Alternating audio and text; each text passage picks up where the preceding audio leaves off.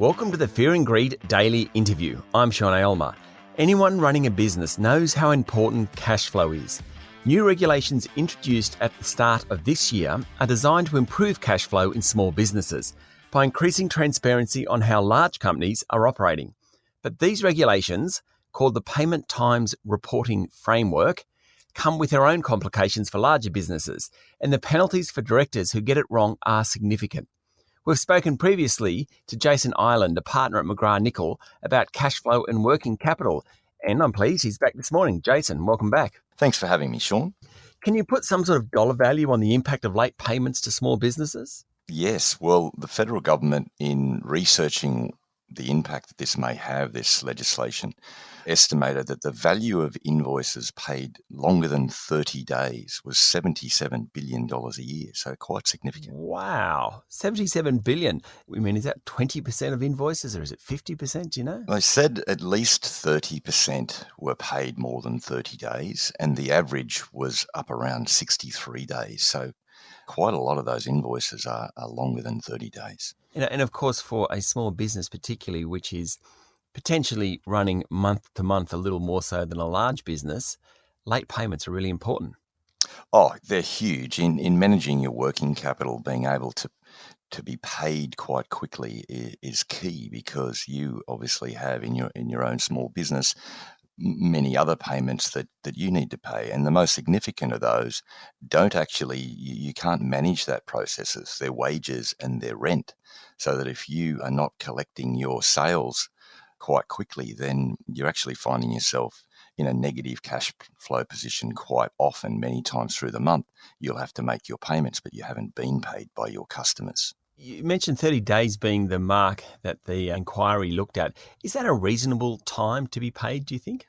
I think so. I think it's a good initiative to try and get to where large businesses are managing their payments such that they're able to pay their smaller suppliers 30 days. I think that's right. I made a reference there to why might that be the right number. Well, at least two of your most significant cash outflows a month, wages and rent, are a more sort of monthly 30-day type thing. So it's reasonable for the government to try and have larger businesses pay those smaller businesses on around the same 30-day terms. I mean, I'm involved in a couple of small businesses, and when people pay within a fortnight, and governments actually are really good at this, they say this is the terms of our payment plans, and they always pay right on time. It is amazing how much of a difference, when you've got the certainty that will be paid, how much of a difference it actually makes. Absolutely. That's just key for small business to understand when your inflows are going to happen, because you're pretty much locked into most of your outflows. So understanding when your inflows are coming in and that being regular and reliable is very important. Now, before we get into these new regulations and how they impact large corporations, last time we spoke together, you had a great definition of the difference between cash flow and working capital. Can we just go through that one more time before we get into the regulations? So what is the difference between cash flow and working capital? Yeah, sure. So working capital drives cash flow. People often refer to working capital as being the amount of cash tied up in working capital. I'll explain that a little bit more. The two most understandable elements of working capital in that context are inventory and accounts receivable. So they're like cash, but they're not cash. So you have inventory on your shelves, or you've sold some of that inventory, and while you're being paid, while you're waiting to be paid, it's not actually cash, but it's close to cash. So the amount of time it takes for you to convert that inventory into cash, or convert that sale in accounts receivable into cash, is often the working capital cycle. Now, the other third element of that is how long you then take to pay your suppliers. And when we talk about managing the working capital cycle, many businesses, while they're waiting to convert the inventory into cash, or they're waiting to collect their sales, they'll not pay their creditors. They'll hold back that cash. And that's managing your working capital cycle. So I will pay my suppliers when I get paid, or when I have the cash that's come from my inventory. So it's that exact management of the working capital cycle that the new legislation is trying to sort of temper, such that big businesses should pay their small businesses regardless of how long it's taken for them to collect. So small businesses shouldn't have to wait or be reliant on large businesses. The government's saying that you're a large business, you should just pay your suppliers very regularly. So this discussion around 30 days has been a benchmark. You should pay that regardless of what you're doing with your other elements of working capital. So what's the onus that the regulations put on large corporations? And there's a lot of talk about them having to be much more transparent. Yes, so just some of the metrics firstly. So a large corporation, so a business with turnover of greater than $100 million, and it refers to the way they pay suppliers with turnover of less than $10 million. So large businesses paying small businesses. And it's a reporting regime. So as it says, it's the payment times reporting scheme. So it's initially just around reporting.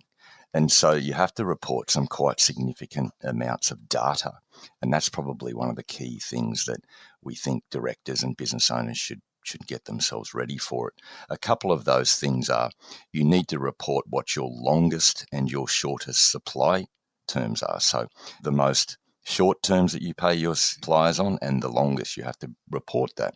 You have to report the proportion of all payments that you made to small businesses in sort of bands. So what proportion did I pay within 20 days? What proportion did I pay 30 to 60 days? And so on. In sort of 10-day bands, you need to formally report to the government, this is how I am paying my suppliers. Quite easy to shame big businesses then if they're not doing the right thing. That's the idea, I think. There's no discussion around the legislation that what's an appropriate payment time. There's no discussion around in putting legislated payment times on big businesses. What this is it's making them report publicly. And the idea is that shame is one thing. The other idea, I guess, is that small businesses can look at that reporting, and if they have the luxury of this, they could decide who they deal with based on how good or poor those big businesses are in terms of payment terms. Stay with me, Jason. We'll be back in a minute. My guest this morning is Jason Ireland, partner at McGrath Nicol. So are these new regulations onerous on big business, or should they have their systems in place already? Many don't. They are onerous. So many businesses wouldn't have, for instance, the idea of who they should be reporting. So I have a number of customers. How many of those are actually less than $10 million turnover businesses? So just that very basics of who are my customers. Then the idea of sort of being able to effectively declare as a director of a company that this is accurate data is quite onerous because it hasn't needed to be reported in the past. So even those two small bits, let alone then that data being accurate and that data being able to be generated. So you need to report every 6 months. So twice a year, you need to be able to get all of this data together and make that necessary declaration. So a lot of the companies that turn over $100 million a year are going to be listed. So it will be very public shaming if that's what happens. If I'm a director, I'm just going to start getting concerned about this a little, I would imagine. I think that's right. So the lead up and the runway into actually this legislation coming into place has been long. So the government has been saying, we've been telling you about these processes and this legislation coming for some time.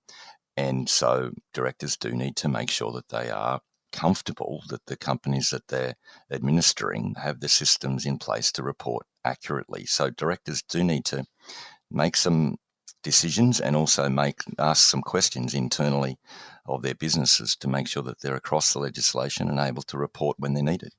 If they don't hit the timeframes that the government wants them to hit, are there actually any punitive damages at the end of it, or is it more just the shaming? There are penalties. There's penalties for the most significant penalties come for failure to report and or reporting false and misleading information. So those penalties can be quite significant. They are imposed on the company.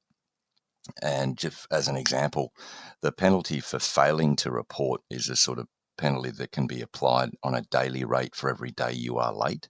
And that rate at the moment is $66,000 a day. So you can certainly see that it would have a real impact on the cash flow of a business that's not reporting. And then the other sort of penalties around reporting false information are quite significant. They're actually set at a proportion of the income of the business. So that penalty could be, again, very significant. I mean, we talked about cash flow and working capital, and we were sort of thinking about it in terms of small businesses, but big businesses have cash flow challenges as well. Absolutely. So the idea of the legislation is really to move the burden of carrying working capital from small businesses to big businesses. So they're saying, as I explained before, they're saying that small businesses should just get paid regularly by big businesses. If that then creates a working capital implication for big business, then so be it. Small business shouldn't have to carry the burden for big business. As I explained before, at the moment, if a big business chooses to pay a small business quite slowly, that passes that working capital burden onto the small business. The idea is to reverse that. So for big businesses, apart from just the reporting, big businesses now need to think about, well, okay, if I'm going to take the reporting and the potential shaming into my planning for the year, and I'm going to need to actually get to a place where I am paying more quickly, then that's an obvious implication on my own working capital and cash flow management. So therefore, what should I do? I should actually look within my processes to make sure that I am collecting my own accounts receivable as quickly as I can, and I am managing my inventory as efficiently as I am, so that I actually have the cash available to meet this faster reporting times framework. Okay. So another concept that's it's certainly been in the news, not for the good reasons in recent times, has been supply chain financing and where that fits into the whole idea. It's an interesting business that, and essentially that is you're lending out your invoices. I'm not quite sure that I'm describing this very well, but something like that. Is that right? Yes, so invoice financing can happen in two ways. The normal or more traditional one was factoring, and that was while I'm waiting to be paid by my customer, I can actually go off and have a finance company pay me that or a proportion of it earlier. So I don't need to wait. I can get paid it, but it comes at a discount. So if I've sold something for $100, then a finance company will give me $90 today, as opposed to having to wait the 30 or 63 days to be paid. The newer invoice financing that's been around has been supply chain financing. So the other end of the spectrum, which is I have purchased something from somebody and I don't want to pay them for 90 days. I want to have a long time to pay them. Or alternatively, I've got a finance company which will pay them more quickly and they'll pay the fee.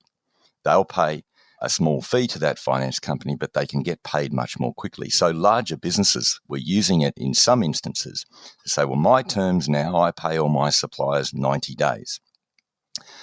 If you would like to get paid more quickly than that, then here's a finance company that has set up a structure that you can get paid more quickly. And governments and other regulators didn't quite like that because you were sort of forcing small business to use that supply chain financing or having to wait even longer to get paid by the bigger business. The bigger business would say, well, it's okay, I'm changed my payment terms to 90 days, but it's okay, doesn't have an impact on you, just go and finance it. And so that was sort of pushing the burden of the financing onto suppliers. We'll be back with more in a moment.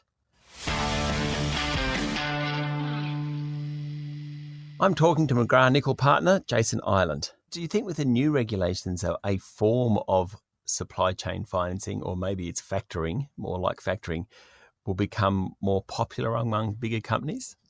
Certainly in this reporting scheme is designed, and in some ways I think is designed because of that prevalence of financing that sprung up in Australia.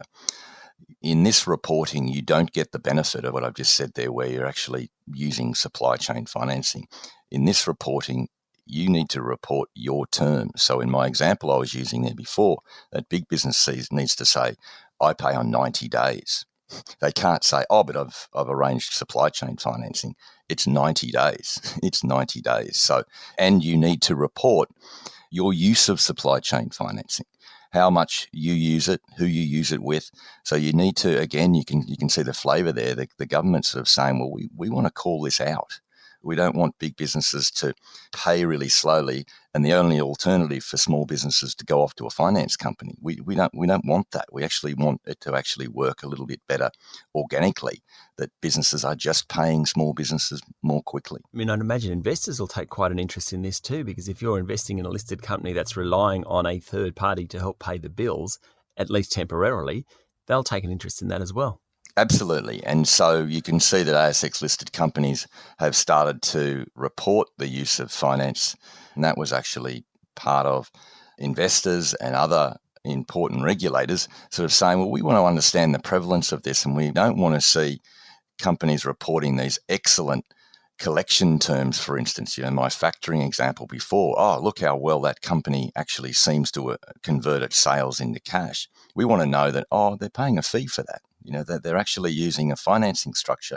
So already you're seeing a lot more ASX listed companies needing to report just how they use this factoring or supply chain financing product. So the first submitted reports are due to be published publicly in September. If there's a director out there listening to this and they're thinking, I think we need to get onto this, or is it too late, or what should they be doing?